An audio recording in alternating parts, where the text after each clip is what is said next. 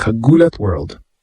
Pati ang France ginugulo. Hindi pa man nagsisimula ang laban ni Alexandra Ayala sa French Open, pero parang finals na agad ang atmosphere tuwing hahawak siya ng racket sa practice court. Sa bawat galaw ni Alex sa Roland Garros grounds, parami ang taong sumusunod, sumisilip at naghihintay makita kahit ilang minuto lang ng kanyang ensayo. Ang dating simpleng practice session, ngayon parang naging pangunahing attraction na sa Paris. Sa mga bagong ulat mula France, literal na dinudumog ng fans ang practice sessions ni Alex. Hindi lang mga Pilipino ang sumisigaw ng pangalan niya. Pati mga French fans, tourists, at international tennis supporters nagsisiksikan para makita ang rising Filipina superstar na patuloy na gumagawa ng ingay sa world tennis. At hindi ito aksidente. Mula sa kanyang historic breakout sa mga malalaking torneo nitong 2026 season hanggang sa pagiging isa sa pinaka-pinag-usapang young stars sa WTA Tour, ramdam na ramdam ngayon ang Alex Ayala effect. Kahit practice pa lang, puno ang paligid. May mga taong nakaabang sa labas ng courts, may mga naghahanap ng autograph, habang ang iba naman ay halos hindi makapaniwala na may Filipina na ngayon na ganito kalaki ang impact sa international tennis scene. Mas nakakagulat. Sinasabi ngayon ng ilang international tennis observers na si Alex ang isa sa may pinakamabilis lumaking fanbase sa buong women's tennis. At habang papalapit ang kanyang laban sa Roland Garros, lalong umiinit ang tensyon. Ganito ang eksenang bumungad kay Alexandra Ayala habang papalapit ang opening matches ng French Open. Sa social media videos at reports mula France, kitang-kita kung paano nagsimula nang magtipon-tipon ang mga tao. Kahit simpleng practice session pa lamang ang ginagawa ng Pinay sensation. Ang dating tahimik na training courts ng Roland Garros, ngayon puno ng cellphone cameras, sigawan at excited na fans na gustong makita ng personal ang isa sa pinakamainit na pangalan sa tennis na. Nakakagulat dito, hindi lang ito dahil Pilipino si Alex. Hindi lang nationalism ang dahilan kung bakit siya pinapanood ngayon ng Europe. Ang totoong dahilan? Unti-unti nang nakikita ng buong tennis world na may bagong mukha ng Asian tennis na posibleng sumabog sa pinakamalalaking stage ng sport.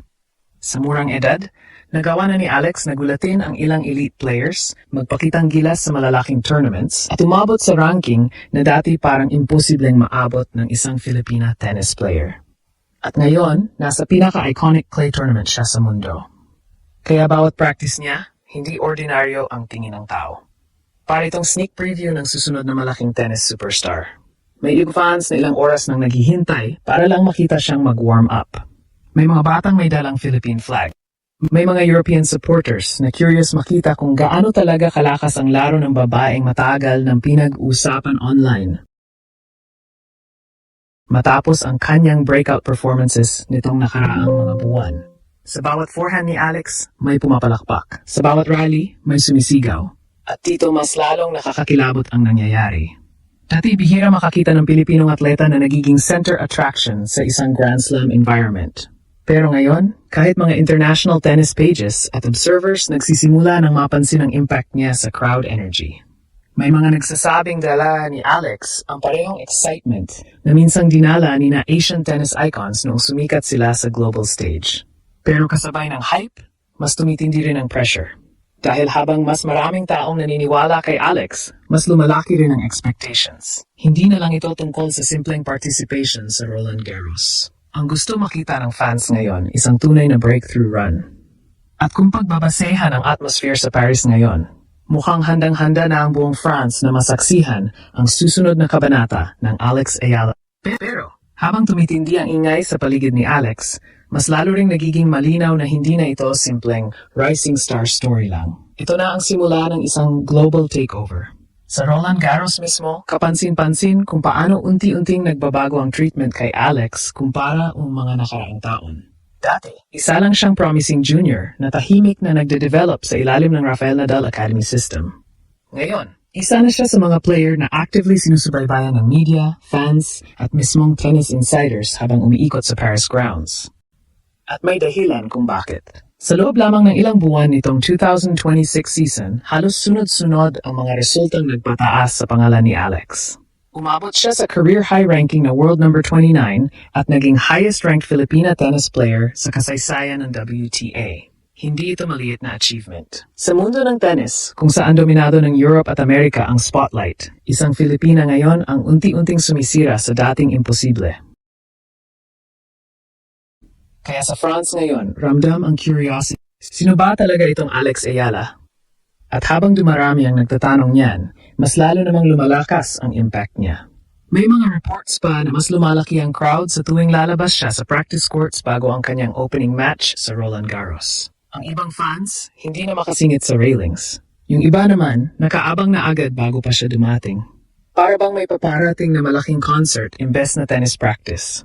Pero ang pinaka-delikado rito, hindi pa raw fully unleashed ang best version ni Alex sa clay. Ito ang parte na lalong nagbibigay ng excitement sa international fans. Alam na marami na traditionally mas dangerous si Alex sa hard court. Pero ngayong mas physically mature at mas confident na siya, maraming analysts ang naniniwalang pwede siyang gumawa ng malaking sorpresa sa clay season. Lalo na't mas agresibo na ngayon ang kanyang baseline game at mas disiplinado ang kanyang movement sa mahabang rallies. At dito nagsisimulang manginig ang expectations. Dahil habang tumataas ang hype, lumalapit din ang posibilidad na gumawa si Alex ng isa na namang historic run na pwedeng gumulantang hindi lang sa Pilipinas, kundi sa buong tennis world. Imagine this, sa gitna ng Paris, sa pinaka-prestiyosong clay tournament sa mundo, habang napapalibutan ng mga Grand Slam champions at global superstars, isang batang Pilipina ang unti-unting nagiging sentro ng attention. At ang mas nakakabaliw, pakiramdam ng marami. Simula pa lang ito ng Alex Ayala era. Habang papalapit ang tunay na laban sa Roland Garros, mas lalong umiinit ang pangalan ni Alex sa buong Paris. Hindi na ito basta simpleng young prospect story. Ang nakikita ngayon ng mundo ay isang Filipina athlete na kayang magdala ng crowd energy, media attention, at international excitement kahit hindi pa nagsisimula ang official match. Sa tennis world kung saan napakahirap makuha ang spotlight, lalo na para sa isang Asian player, napakalaking bagay ng ginagawa ngayon ni Alex. At para sa maraming Pilipino, kakaiba ang pakiramdam nito. Dati, nanonood lang tayo ng ibang bansa na may global tennis superstar. Ngayon, may sarili ng player ang Pilipinas na unti-unting binabago ang tingin ng mundo sa Filipino athletes.